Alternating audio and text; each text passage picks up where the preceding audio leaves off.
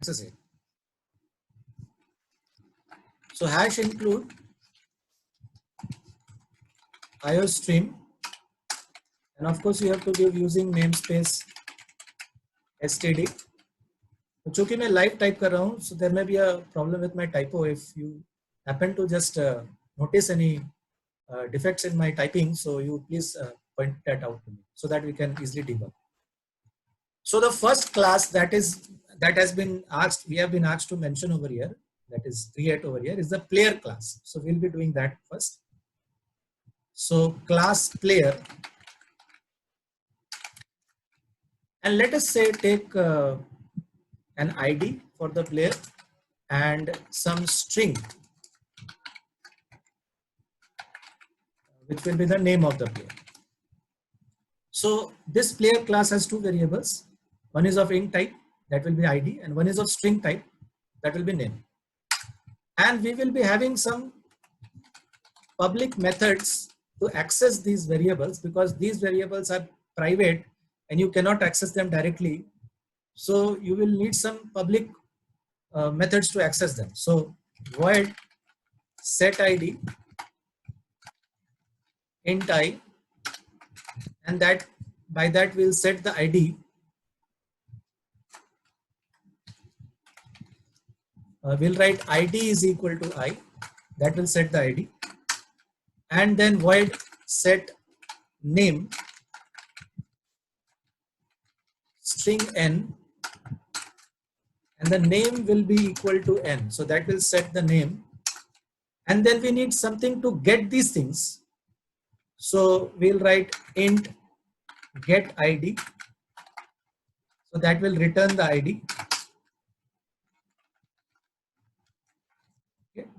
And again string get name, and that will return the name. So far as the main, that this is the root class or the base class.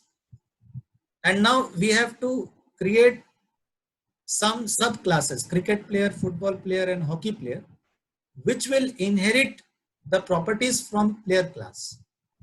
So let us write that code now.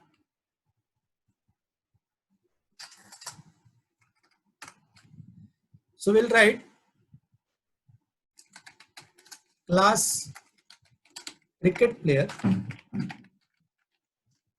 and it is inheriting, so single scope resolution, so single colon, class cricket player is inheriting publicly from player. That means all the private members will be private members, all the public members will be public members. जो भी player class में जितने सारे public members है, वो इस class में भी पब्लिक मेंबर्स होंगे. ये पब्लिक का यही मतलब होता है. ये एक्सेस, ये विजिबिलिटी मोड्स है, जो विजिबिलिटी मोड्स के बारे में हम लोग थ्योरी क्लास में डिस्कस किए थे. इन केस आप भूल गए हैं तो मैं फिर से बता दूंगा आज, आप उसको फिर से रिकलेक्ट कर सकते हैं. तो पहले मैं कोड लिख लेता हूं और उसको चला के देख लेता हूं. तो पब्लिक प्लेयर से पब्लिकली मैंने प्लेयर से चीजों को इनहेरिट किया, और इसमें भी कुछ अपने होंगे, जैसे क्रिकेट प्लेयर है तो रन्स हो सकते हैं, और रन से रखते हैं, ठीक है. और पब्लिक में इसका मैं कंस्ट्रक्टर लिखता हूं, तो इसका कंस्ट्रक्टर लिख देते हैं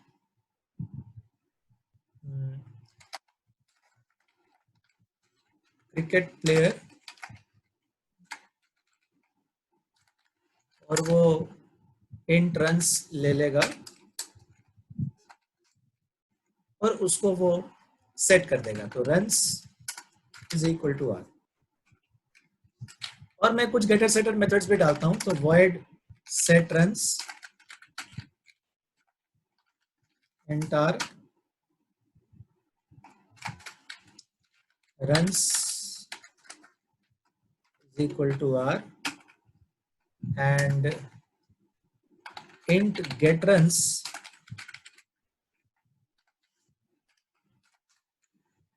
return runs. So that is about the cricket player. Now, class football player.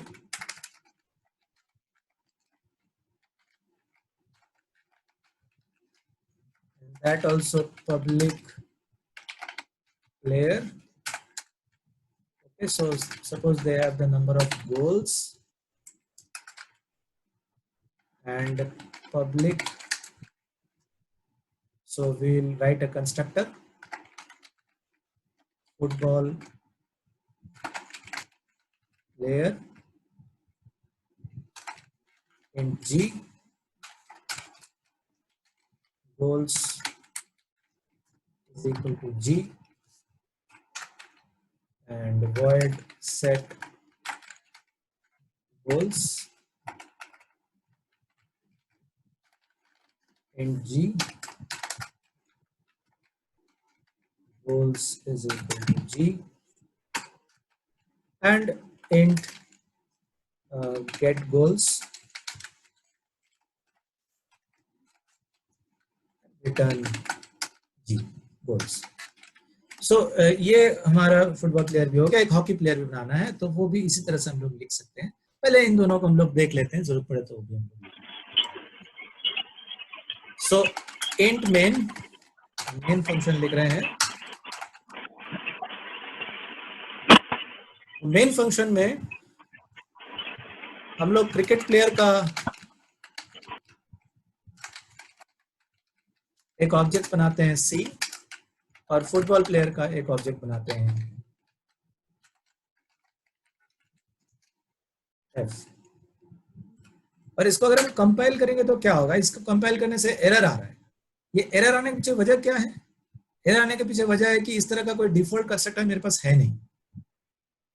ठीक है, मेरे पास जो कंस्ट्रक्टर है वो एक ये वेरिएबल उसको चाहिए, तो ये मैं नहीं कर सकता हूं. मुझे एक वेरिएबल कम से कम पास करना पड़ेगा. तो सपोज कि मैं रन्स पास करना पड़ेगा. सपोज 9876 इतना रन्स बनाया, और F कितना गोल्स मारा किसी ने. सपोज 205 गोल्स किसी ने मारा. तो अगर मैं इसको कंपाइल करूं तो ये बढ़िया से कंपाइल हो जाता है. इसका कारण क्या हुआ, क्यों पहली बार नहीं कर रहा था? क्योंकि पहली बार मैं कोई वेरिएबल पास नहीं कर रहा था. ये जो मेरा कंस्ट्रक्टर है, कंस्ट्रक्टर क्या करता है, वो ऑब्जेक्ट को इनिशियलाइज करता है, और यहाँ ये कंस्ट्रक्टर एक वेरिएबल ले रहा है G, जो गोल्स को सेट करता है. तो अगर मैं इसको पास नहीं करूं तो एरर देगा. तो फिर ये सवाल तो हो सकता है ना, मन में आ सकता है कि कोई जरूरी नहीं है कि जब मैं ऑब्जेक्ट बनाऊं तब मुझे नंबर ऑफ गोल्स पता ही रहेगा. इसलिए अगर मैं बिना इसको करना चाहूं तो क्या कर सकता हूं, तो मुझे एक ओवरलोडेड कंस्ट्रक्टर लिखना पड़ता है. उसके लिए फुटबॉल इस तरह से प्लेयर, जो खाली होगा, इस तरह कुछ नहीं रहेगा. उसी तरह से क्रिकेट प्लेयर के लिए भी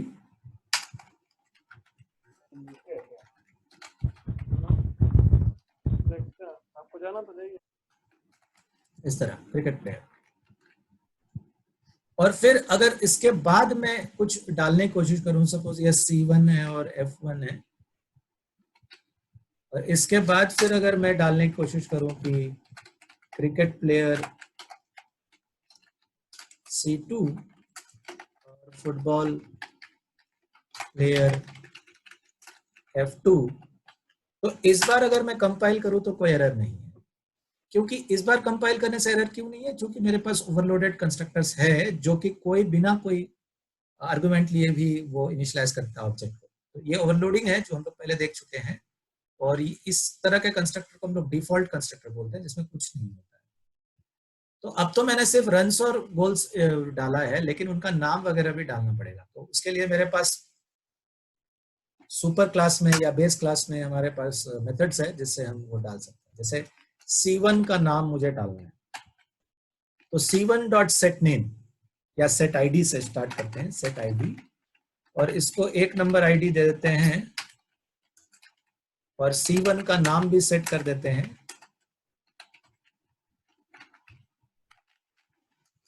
सेट नेम सपोज विराट लिख दिए, और C2 डॉट सेट आईडी, इसमें नंबर 2 दे दिया इसको, और C2 डॉट सेट नेम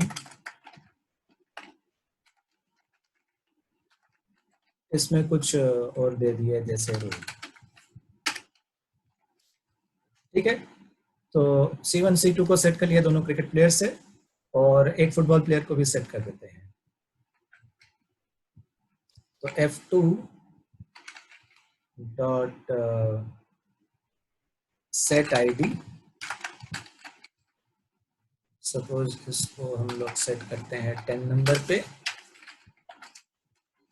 और F2 डॉट सेट नेम नाम सेट कर देते हैं जैसे। तो इस तरीके से सेट हो गया